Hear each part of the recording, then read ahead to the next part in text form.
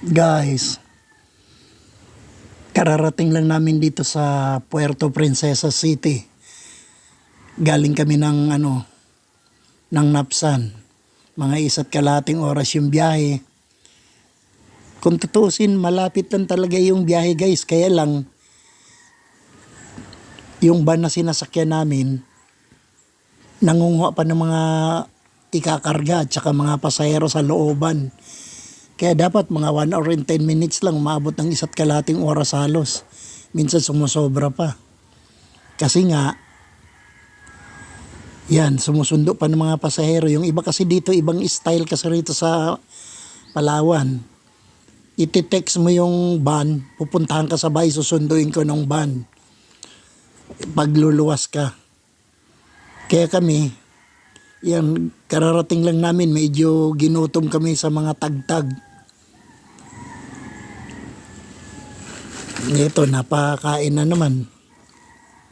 Alam mo naman, wala talaga tayong takbuhang mga kundi yung fast food. Ay, tayo guys. Yan. Medyo medyo nagutom. Kain tayo guys. Oo nga, yung walang pakialam itong katabi ko guys. Yan, basta't bahala ka dyan, ako kakain ako, ganun. Nagutom. Sabi ko nga videohan na lang natin ito para meron tayong content.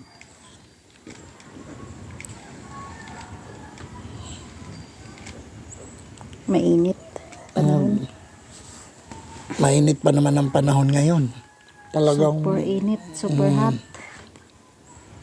talagang grabe ang kainitan ngayon.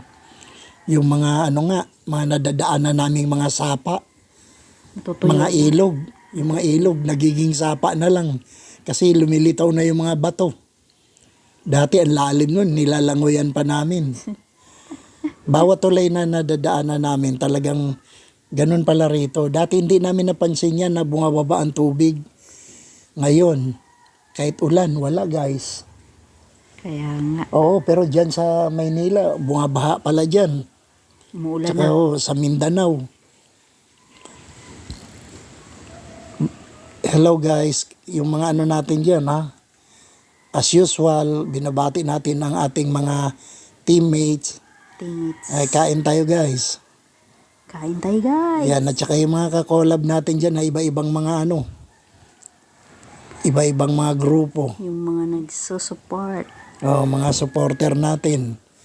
At ganun din, supporter din tayo sa kanila. Give and take lang yan. Support me and I will support you. Ganun lang talaga yan guys.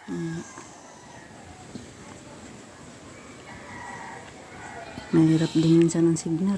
Yan. Pagtapos naming kumain guys, maghahanap pa kami ng matutuluyan namin. Kasi marami kaming lalakarin. Bumaba kami kasi lalakarin namin yung transfer ng ng senior ko. Senior citizen. Senior. Lumuwas kasi kami ng Maynila para kukuha ng doon. Certificate of transfer. Na yung senior ko doon sa Bulacan, ililipat ko na dito sa Puerto Princesa. Kaya marami din proseso guys. Nandiyan na yung picture, 2 1x1 picture. Tapos kukuha ka pa ng COMELEC. Doon nila i-base yung stay mo rito. Tapos kukuha ka pa sa barangay ng residency. Kasi dapat residence ka na dito. Na bona fide residence ng Napsan. Puerto Princesa, Palawan. Kaya habang kumakain kami, pinag-uusapan namin yung next move namin. Pagtapos na ito, lalakad kami. May dala pa kaming bag niyan guys. Nakalagay lang sa ilalim ng ng mesa. Maraming lalakarin. Pupunta kami ng City Hall. Mula dito sa pinagkainan namin, Rizal Avenue ito, no? Pupunta tayo doon, mga ilang oras kaya yon. ay ilang minuto papuntang City Hall. Puntang Sitol, wala mga 20 minutes yata. Walang mga 20 minutes na conforme sa traffic. Oo, kasi Matraffic din guys. traffic. Oo. Matatagalan tayo. Maabot Oh, tayong kalating oras. Pupunta kami ng Oscar. Doon mo naman makita yung pila guys. Tapos pagdating mo doon, mahihingi naman sila kulang. Di, uwi ka na naman sa Napsan. Kaya kumpletuhin mo na. Kaya dapat pag pumunta ka. Yan ang nung una namin tinangka guys. Nabigo kami. Maraming hiningi sa amin. Residency, yung Purok. Kailangan kung saan Purok ka dito sa Santo Niño. Kaya naku po, Torete kami, uwi na naman kami. Ang mahal pa naman ng pamasahe guys. Sa van, lalo na ngayon sa van. 150. Ang pamasahe, 200. Nagtaas ang gasolina, di ba? Pero babalik din yan. Tapos bumaba. Oo. Kaya sabi ko, mag-ano lang muna tayo, magpalamig-lamig lang. Pahinga. Kasi mula doon sa binabaan namin guys, lakad kami papunta rito sa kinainan namin. Kaya kahit paano nakakapagod. Lalo na sa tulad ko, di ba? May edad na, 33 na. Kaya mahirapan na talaga paglakad-lakad. May dala pa akong pagkabigat-bigat na bag. Kaya lang, nung nakakain na ng chicken, ayos naman. Na ano naman. Hindi nabigatan. Medyo may lakas na naman. Kaya pagbuhat ko ng bag, naglakad kami.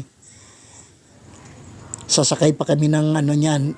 Wala silang mga jeep dito guys, multicab. Multicab. Multicab dito from Rizal Avenue to City Hall. City Magkano? Hall. Magkano ba yung doon? 20 yata o 15? 20. Discounted pa ng senior. 15. Kasi senior ka na, siyempre kailangan Kaya ako wala pa, 33 pa lang ako. Ikaw, senior ka na, kaya kailangan. 50 lang ako. Ha? 50. Ang palit ng dollar ngayon? 5-0. 5-0. Pero Yun. mag 5-1 na ako. Hoy, gusto mo talagang magmadaling maging senior, ha? Gusto ko na maging senior para Mm. may tinatanggap na ako. Para pipila ka. Para pipila na ako. Ayun. Pero, Tsaka dito sa, yung mga, hindi ko nagagawa ron sa Maynila, guys. Dito nagagawa ko na. Dati, hindi ako maano-ano ng mga senior na yan. Hindi nga ako kumuha ng ID card, eh. Hindi rin ako meron pang Mabuti ngayon, madali nang kumuha ng mga ganyan. Pero kami, umuwi talaga kami ng Maynila para kukunin yung transfer ko ng senior. Nag-plane, nag-aeroplano pa kami. Papuntang Maynila. puntang Medyo murang pamasahe nun. Kaya lang, 1-7 sa airplane. Kaya lang nung umuwi kami sa medyo mataas na ang pamasahe ng eroplano. 5K. Kaya na kami, nagbarko na lang, nagtogo. 5,000, 10,000. Oo. Kaya lang sa Togo mahal din, 6,000 din 'yon. Dalawa kami. Oo nga. Oo. Pero, Pero- isa naman dun sa airplane. Sa airplane. No. Mahal, di na-afford. Kaya sabi ko na lang tayo. Barko. Yan, oo. Mas may trail pa pag Kaya sumakay ng barko. yung Huwag kain- yung maalon. Itong kain namin ito guys, marami kaming pinag-usapan dito. Nagpapalitan kami ng kuro-kuro. Kung saan ba mauna, sa Comelec ba o sa Oscar. Sa Oscar kasi kailangan talaga. Kailangan pumunta mo na ng Comelec. Pangalawang attempt na nga pala namin ito guys. Pangalawang attempt na nga pala namin. Hindi ko akalain na na meron pa pala kaming kulang, marami palang hihingin. Ang akala ko basta't madala lang yung transfer na kinuha ko doon sa sa Bulacan. Pagdating ko rito i-endorse na lang, hindi pala.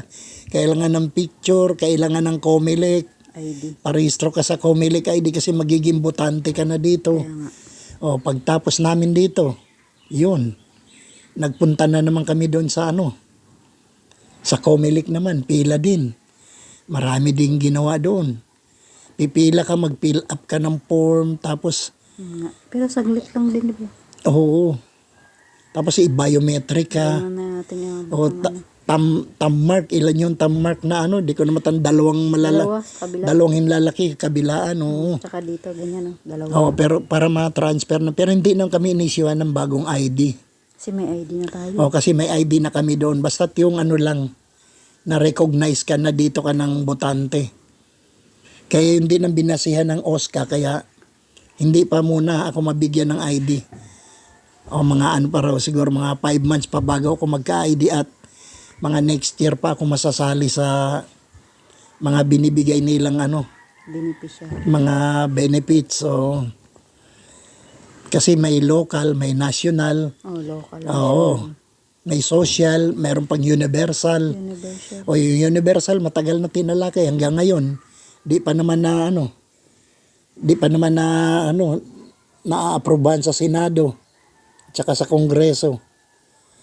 Kaya basta't ang alam ko lang talagang ano na kami, transfer of residency na kami dito na. Kaya malayo ang pag-ano ng bayan, guys. Malayo talaga. Mula dito sa amin pupunta ka ng ano ito, ng barangay hall. Matagal. Pero guys, basta sige. Thank you so much. Salamat sa lahat-lahat. Yan, MLSO sa ating mga Ka-team. yan, kakolab natin dyan at saka lalo na sa ating admin. Lagi namin pinasasalamatan yung admin namin, guys. Kasi siya lang naman ang matyaga talagang mag-ano-ano ng mga playlist namin. Thank you so much.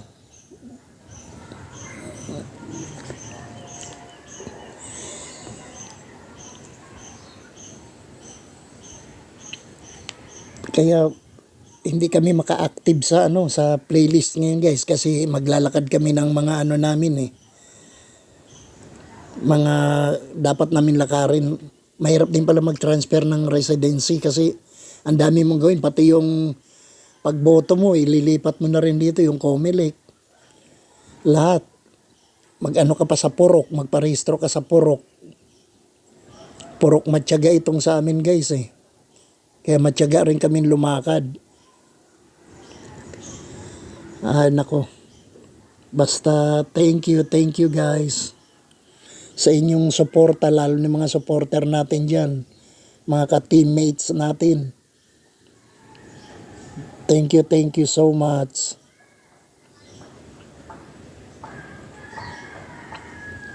Yan. Bye-bye na, guys. Thank you everyone and hope to see you soon.